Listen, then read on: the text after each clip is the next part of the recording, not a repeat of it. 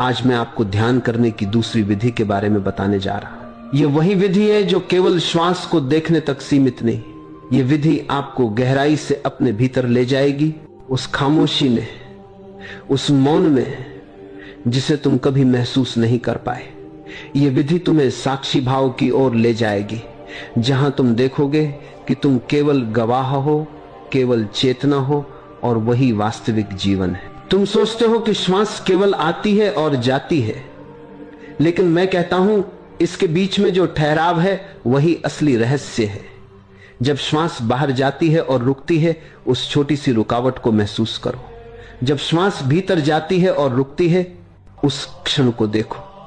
यह वह पुल है जो जीवन और मृत्यु के बीच फैला है, और यह इतना सूक्ष्म है कि तुम इसे खो देते हो, क्योंकि मन कभी भी वर्तमान में नहीं होता। मन हमेशा अतीत या भविष्य में विचरण करता है, और यह खामोशी केवल वर्तमान में प्रकट होती है। जब तुम इस खामोशी पर ध्यान लगाते हो, तब धीरे धीरे तुम्हारा मन शांत होना शुरू होता है। तुम्हें अनुभव होगा कि तुम केवल शरीर नहीं हो, तुम केवल श्वास नहीं हो, तुम केवल विचार नहीं हो, तुम केवल गवाह हो।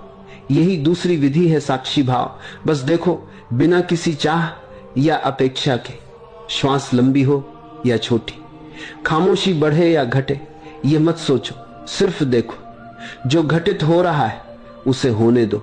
इस खामोशी में तुम्हारा अहंकार घुलने लगता है, डर पैदा होता है, तुम्हें लगेगा कि तुम गायब हो रहे हो। यही वो बिंदु है जहां अधिकांश साधक ठिठक जाते हैं, पीछे हट जाते हैं। लेकिन जो साहस करके आगे बढ़ता है, वह पाता है कि यह अंत नहीं बल्कि शुरुआत है। यह मौन तुम्हें शून्यता में ले जाता है, और उस शून्यता में ही तुम्हें परमात्मा का अनुभव होता है। याद रखो, यह विधि केवल तकनीक नहीं है, यह जीवन का रूपांतरण है।